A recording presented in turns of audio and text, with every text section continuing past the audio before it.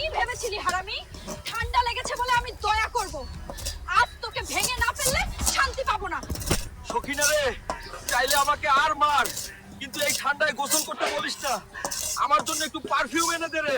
শুনে রাখ হারামি, আজ যদি তুই গোসল না করিস তাহলে আমি এখনই বাবার বাড়ি চলে যাবো রে। সখিনা, তুই চলে যা রে।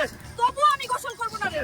বাবা যে আমাকে কি লোকের সাথে বিয়ে দিল রে, গোসলের নাম শুনলেই কাঁপে। আর সহ্য হচ্ছে না। এবার দেওয়ানির কাছে গিয়ে কিছু একটা করতেই হবে। দেওয়ানি বাবু, আমাকে একটু সাহায্য করুন। আপনার লোক দুজন আমার সাথে পাঠান। আমার হালকে জোর করে গোসল করাতে হবে। ওর গা থেকে খুব দুর্গন্ধ বের হচ্ছে। গোসল করাতে লোক লাগবে না রে, আমার কাছে একটা বুদ্ধি আছে, মন দিয়ে শোন। দেওয়ানি বাবু, আপনাকে লাখ লাখ ধন্যবাদ রে। হাল্ক ভাই, তাড়াতাড়ি চল, তোর সখিনা গ্রামের পুকুরে পড়ে গেছে রে। তুই এসব কি বলছিস রে?